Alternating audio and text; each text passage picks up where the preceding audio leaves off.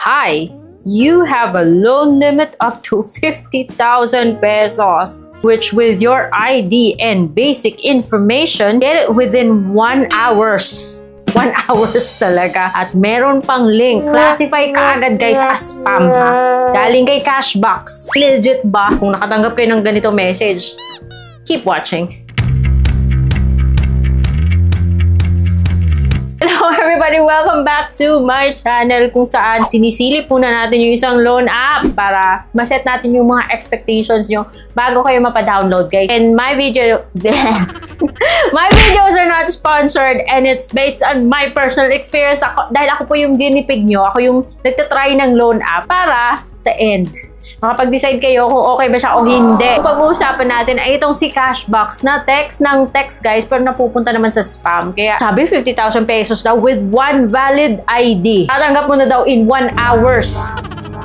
1 hours. So syempre pag nakatanggap kayo ng mga messages from yung mga bagong loan app, ano ba yung first yung gagawin ha? Syempre yung first yung gagawin is mag-legit check kayo. Punta kayo ng SEC website at i-check nyo kung andun sa list of recorded online lending platforms yung loan app. And, tan-tananan! Ito si Cashbox, wala po doon. Kahit na sinasabi niya ang rehistrado daw siya. Well, first of all, nagkakaproblema nga tayo sa mga loan apps na rehistrado sa SEC. How much more yung mga hindi doon nakalista sa list of recorded online lending platforms. Kahit na sinasabi niyang rehistrado siya guys, that doesn't mean na okay siya. Kaya yun nga, panoorin niyo yung mga screenshots ko at ano bang meron dito. Nung chinek ko sa Google Play Store, yung rating niya 4.8. Ano ba yung mga IDs na hinihingi ni Cashbox? In-download ko siya para sa inyo mga best. Ano siya sa Pearl Lending Company Incorporated. We are with you.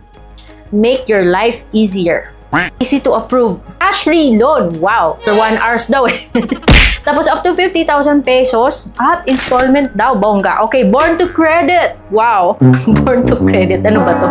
So may repayment coupon pa siya ha. Ano to? Less 1,000 yung max kapag ginamit mo yung coupon na to. Wow. So loan up to 50,000 pesos. Mapapaklik ka ng apply now. Pero syempre, kung wala ka pang account dito, yung first mo pipindutin is register, di ba? Pero ayoko sa mga ganitong klaseng loan app. Hihingi ng phone number, maglalagay ka ng 4-digit code, sabay na yung code tsaka pag-create ng password. At parang hindi siya secure kasi tinry ko maglagay ng password na same numbers, isang series. Kahit na sinabi niyang 6-digit, napakadali.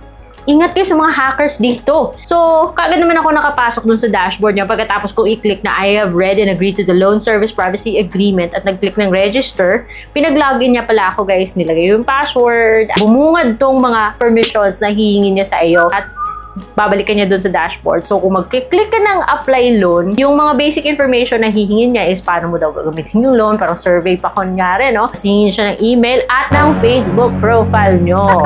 Ayan, ingat sa mga loan apps na ganyan yung hinihingi. Nakasabi, optional daw yung Viber, optional daw yung backup phone number, pero guys, hihingin siya ng Facebook. Plus 3, kung saan ka nagtatrabaho, religion, marital status, number of children, education background, job information, residence information, emergency contacts. Yung mga IDs na hinihingi niya are UMID, SSS, TIN, passport, driver's license, voter's ID, GSIS, PhilSys ID, and really, gusto mo ba talagang ibigay yung mga details ng ID mo sa isang loan app na wala pa siya masyadong track record kung talaga bang okay siya o hindi? Ko-collect siya ng address, 5 contacts yung hihingin niya sa inyo. At yun, pipicturean mo yung ID mo, ilalagay mo yung ID number, and then magpa-facial recognition siya, guys. Hingi po siya ng access na sa camera kasi permission to take pictures and record video daw. And meron pa siyang instructions kung paano kumuha ng selfie, so susundin mo lang yan. So, part of the application process is hihingi siya ng job information, basic information, and repayment vouchers of other platforms. And these are all optional. Siyempre, pag optional, huwag niyo na ibigay mga best. After that, meron siyang warm reminder. Your loan application will be submitted. Keep your phone answered within 24 hours. We will communicate with you over the phone. Thank you for your support. Tawag daw siya as part of evaluation process. So yun, hindi pa nga na-approve yung loan mo, hindi niya pa napapakita kung ano yung mga ibabawas niya, anong in-approve niya sa'yo, ano yung mga service fees, yung interest niya, yung ganon. Hihingi na siya ng 5-star comment. Sa pilitan yung 5 stars. Ayoko naman nga dito. Dapat pinapakita niyo yung breakdown ng fees bago niya i-submit yung mga information niyo. Kasi mas mabuti yon para makapag-decide ka kung iti-take niyo siya o hindi, di ba? So, ayoko sa mga ganitong mga loan apps, guys. Kasi baka manggugulat to. Hindi pa nga lumalabas yung kanyang final evaluation, humingi na siya ng 4 stars. Kaya pala, ang taas ng rating niya kasi early pa siya humihingi ng 4 stars. Namimilit pang 5 stars daw. Yung mga comments, yung mga reviews dun mukhang bago pa eh. Ngayong January 2024 lang. Comment section alone, dun sa review section alone, hindi mo pa maaamoy kung ano yung budhi niya.